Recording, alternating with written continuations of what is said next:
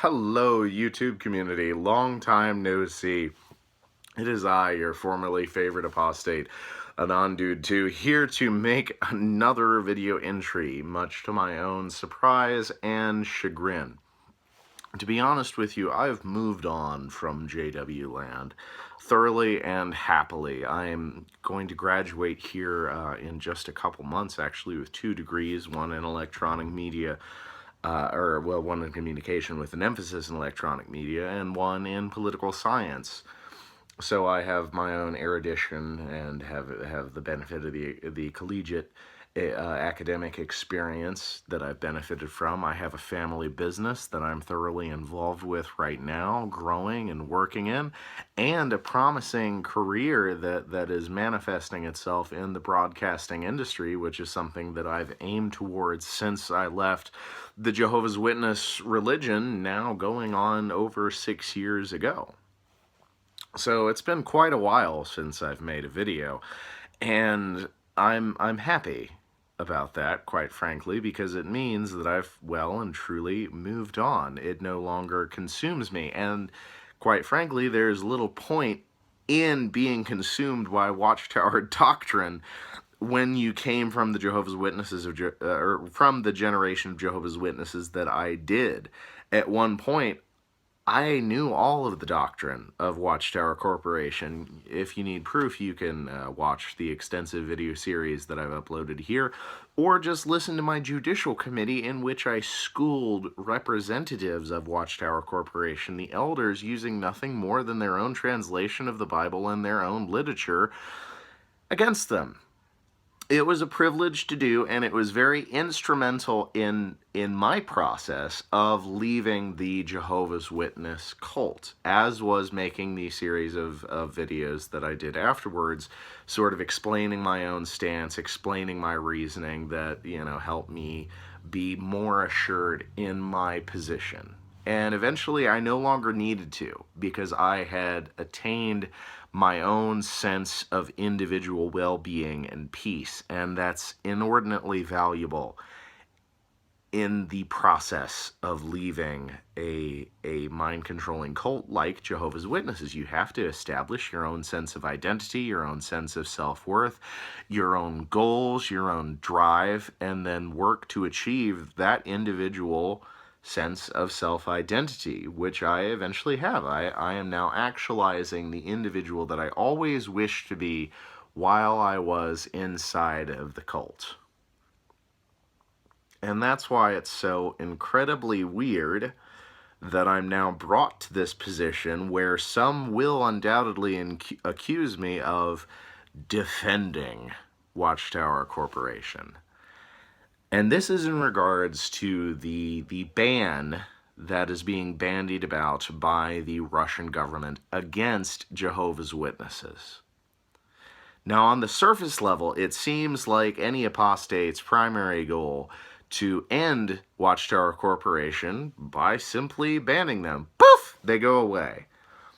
But it requires a more nuanced examination, because you're not dealing with wishes and dreams. You're dealing with very real bureaucratic institutions that ultimately harm individuals like you or me.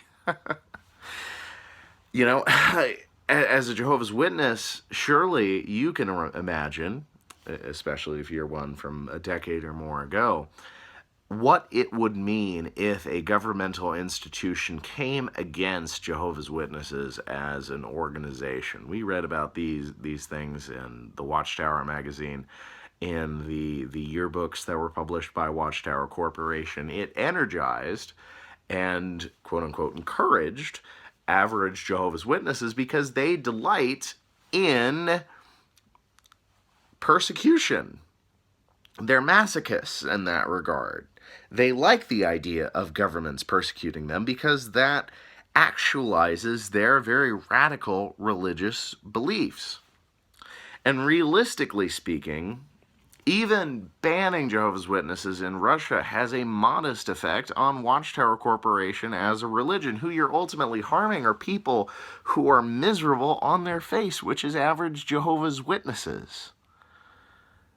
You remember how miserable it was being a Jehovah's Witness at one time, having to go to the meetings, having to, save face with the elders, having to maintain a doctrinal knowledge, having to give the appearance of participating within their religious schema, and then all of a sudden doing that within the added context of a ban?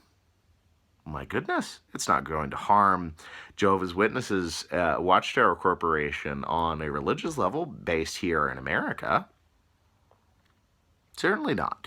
You're dealing with slightly over what? Estimates of 150,000 plus Jehovah's Witnesses in Russia, which is not particularly renowned as a religious location to begin with. So what you're doing is you're energizing Jehovah's Witnesses here in the first world country to donate even more of their time in support of this religious cult in order to effect a ban in a place like Russia, which is not exactly known for being a protector of human rights, and in fact, quite the opposite. So you're supporting a country which has violated human rights. You're not ultimately damaging the Watchtower Corporation, and you're harming average Jehovah's Witnesses by instituting such a ban.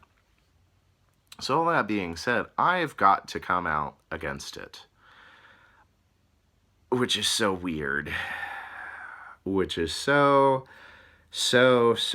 bizarre. But I also understand that if Jehovah's Witnesses had the legal ability to ban apostates, they absolutely would. It's important to protect the sphere of individual thought, individual freedoms, and the ability of individuals to come to their own individual conclusions. Without that ability, we would never have been able to leave Watchtower Corporation. And that's what I wish everyone would consider in the context of this religious ban.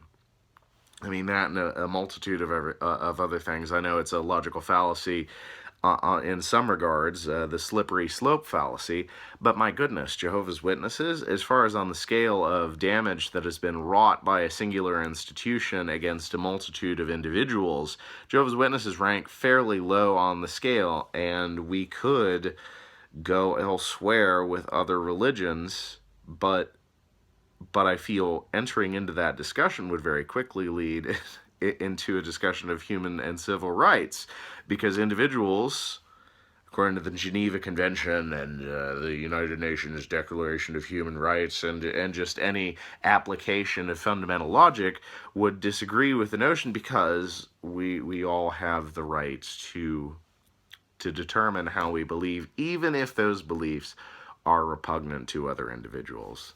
That is the sum total of my thoughts. I'm very surprised to have had to come back to this. I hope you have gleaned something of my perspective on this particular issue, and if you have any other questions, I'm sure I'll address them in the comments and or be lambasted on Facebook. I'll leave you with my parting words of wisdom, and they're particularly prescient in this particular application because life is a state of mind. Jehovah's Witnesses have the freedom to leave their religious cults. There are no official bars that keep them. And while depressing, we have to recognize the freedom of those people to keep themselves chained, even if it hurts us. Life is a state of mind. You can keep yourself chained, or you can walk away at any time. That's the choice that Jehovah's Witnesses have. Banning them and persecuting otherwise already miserable people is not going to accomplish any kind of productive goal. Not even if, like myself, you oppose the Jehovah's Witness religion. Hope this has given you something to think about. Ethan Hatcher, AnonDude2, signing off. Life is a state of mind. Who knows when we'll see each other next.